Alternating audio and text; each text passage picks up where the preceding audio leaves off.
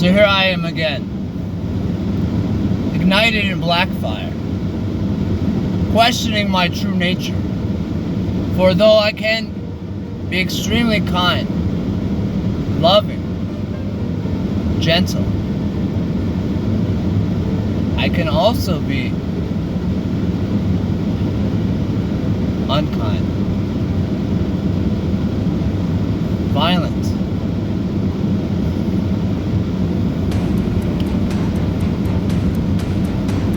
I was an essential worker when this pandemic happened. At the beginning, much like everyone else, with all the propaganda and misinformation, I was afraid and I second-guessed myself. Now, when 9/11 happened, I heard a call to run to Afghanistan, to the front line, to use my black fire to fight for this war. Something stopped me. For even though we believe we have free will, the truth is there's certain things the ego mask cannot actually do. It has no authority. For me, it was to go to Afghanistan and take the lives of people who had actually not done anything to me, or the script propaganda of threatening my freedom. I could not kill people who had done nothing to me. But when the pandemic came, what I could do was give myself on that front line to fight that war without hurting anyone. I didn't know if I was going to die. And frankly, there was some deep soul searching where I had to say to myself, what have you done in your life that meant anything but this? If you truly believe that everything happens for a reason, if you're gonna die, you're gonna die, and there's nothing you can do about it, especially if you believe that everything happens exactly as it's supposed to. Like when David stood before Goliath, if David was gonna fall, it didn't matter if David was 5'6", 5'1", or 6'8". As the story goes, it didn't matter. David won, Goliath fell, regardless of the math and science of what people believed a warrior to be at that time. Anyways, yes, I was afraid, but I reasoned with the way I had lived my life. If I am an unrighteous man, then if I'm gonna die, then I deserve to die, because this is meant to be. But here I had an opportunity. Unlike Afghanistan, I could step on the front line and maybe do something worth something to the collective, right? Everybody was out of their jobs, everybody was hiding in their homes, trying not to get COVID and trying not to spread it.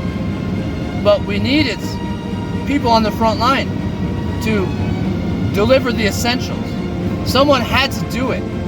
And yes, people were dying, they said. People were getting sick. Employers, I was at Amazon. Employers like Amazon, much like everyone else, nobody knew what was going on or how to do it. So we weren't wearing masks. They had fans on because they're fucking morons and more-offs. So I gave myself while everyone else was hiding, including the judge, the police, everyone. But I said to myself, this is your chance.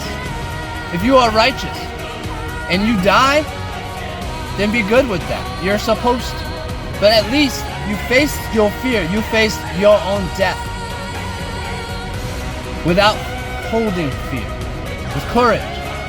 Knowing that standing in your own light. If you were meant to die, then you were going to face it with courage. And that's what I did. I worked the whole pandemic. Even before we wore masks. Not that the mask even did anything. For those of you who pumped gas in the morning and saw your own breath through the mask, you realize on a microscopic level, Fauci lied to all of us, and this was proven on Capitol Hill for those of you who follow the news. But most of the people who do follow the news covered their ears and eyes to the Capitol Hill investigation on Fauci. But that is beyond the point. I am an essential. I risked my fucking life for all of the people here. And I didn't die. I didn't get sick. So now. Oh, and Amazon threw me out like trash for the most ridiculous reason. Because I was stretching my back, hanging from a catwalk designed for over 500 pounds plus, probably more, 1,000 pounds of people to stand on. But anyways, here I am now. Unemployed yet again. Why? Is it because I'm a fucking loser? Is that what an essential worker is? Who risks their lives for this community? To be exploited and treated like trash? I was called into my manager's little private office because he didn't want anyone to hear what he had to say. You see, last week during a snowstorm here in Massachusetts, I dedicated myself to trying to fulfill this attendance policy and be on time so I could get this sign-on bonus. It was pretty lucrative and interesting. A $1,500 sign-on bonus for having perfect attendance and being on time for 90 days. Wow, I was in it, right? So when this snowstorm hit, now keep in mind, with the kind of jobs that are available here where I am, definitely not $54 an hour living wage in Massachusetts. I took a job that was an hour and 15 minutes without traffic drive. Now I didn't know it was going to snow because, I had been working long days and not sleeping very much. So that morning, I was not prepared for that snow. And the highways were not plowed or salted. There was slush. And I said, fuck it. Fearless. Whatever happens is going to happen. So I went anyways. There were times when I was trying to pass people that were scared going slow, and I almost lost control of my car. Long story short, I risked my life. I risked totaling my car for an employer who was going to not even fucking care if I did total my car. They don't give a fuck. And this became apparent in this sit down in the office. I was 3 minutes late. Almost totaled my car. Could have killed myself. But I showed my employer that I was loyal to them. I was on time every single fucking day. But in this snowstorm, I was not excused. So I lost my $1,500 sign-on bonus for being 3 minutes late in a fucking snowstorm. And my manager, much like a Nazi, wanted to speak to me as though I was just doing my job. Or that's just the rules. So I asked him, what is excusable? And he told me that unless I'm in the fucking hospital, it doesn't matter if I even total my car. That there is no excuse to be late. It's my responsibility to get there on time.